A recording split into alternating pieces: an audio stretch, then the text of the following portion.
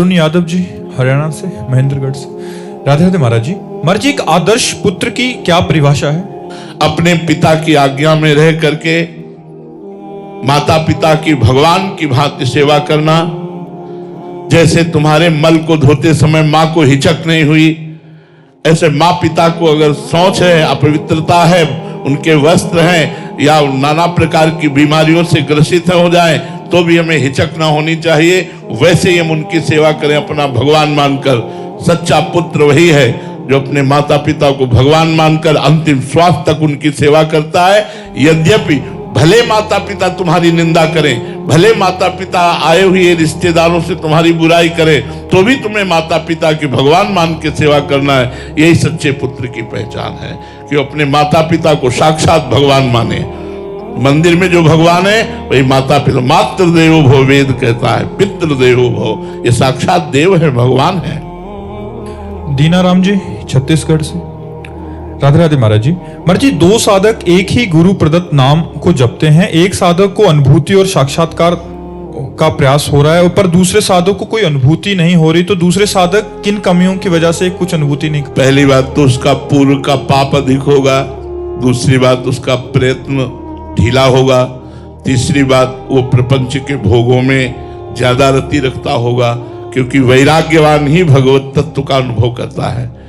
निष्पाप पुरुष ही भगवत तत्व का अनुभव करता है। तो हो सकता है अगर वो सही ढंग से चल रहा है तो उसका पूर्व पाप प्रबल है और उसका कम है, तो उसका भस्म हो गया और वो आगे बढ़ रहा है। वो आपका पूर्व पाप भस्म कर रहा है। आपका भजन आप करते रहिए, आप आगे बढ़ जाएंगे। या हो सकता है आप मनोरंजन कर रहे हो विषयों का, आप शास्त्र विरुद्ध आचरण कर रहे हो, तो आप जहां हो वही ठप्प बने रहोगे, अगला आगे निकल जाएगा। सुमन जी, सुमन लाडली दास जी।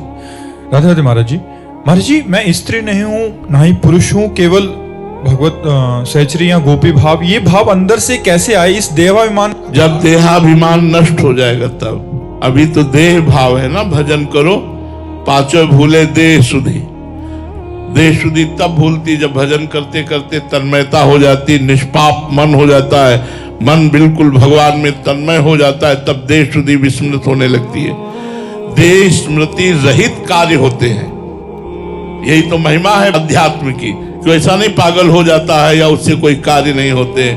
देह स्मृति रहित भगवत कार्य उसके द्वारा होते हैं। वो देहाभिमान रहित कार्य करता है। पर भजन हमारा मुख्य उद्देश्य है।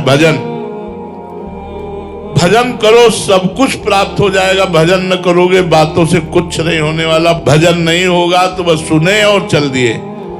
श्रोता सोई परम सुजान, सुनत चित रति करे। वही परम सुजान श्रोता है जो सुना और डट के नाम जप में लग गया। चलते फिर आजकल तो बड़ी सुविधा, काउंटर है, अंगुली में अंगूठी की तरह पहने रहो, राधा राधा राधा राधा राधा। काउंटर से थोड़ी भगवत प्राप्ति होती है। भगवत प्राप्ति तो राधा राधा से हो रही। तो वो सहयोग कर रहा है, आपका राधा नाम लेने में रुचि पैदा कर रहा है। इसलिए हमें बहुत अच्छा लगा कि माला तो कहीं मान लो किसी को संकोच हो सकता है या अपवित्रता में आप माला नहीं जप सकते हो, लेकिन काउंटर में तो अपवित्र वा सर्वावस्थांग तो पीवा, राधा राधा राधा राधा राधा। बड़ा अच्छा है। कलयुग भगवान ने बड़ी कृपा की, बड़ी सुविधा दे दी है। मोबाइल दे दिया है, कोई भी कार्य करो कान में लगा लो, सत्संग चल रहा है, बढ़िया है। भगवान नाम कीर्तन चल रहा है, कितना बढ़िया सुविधा दे दी भगवत प्राप्ति की। तो खूब नाम कीर्तन सुनो, भगवत चर्चा करो, भगवान नाम जप करो, मंगल इसी में होगा।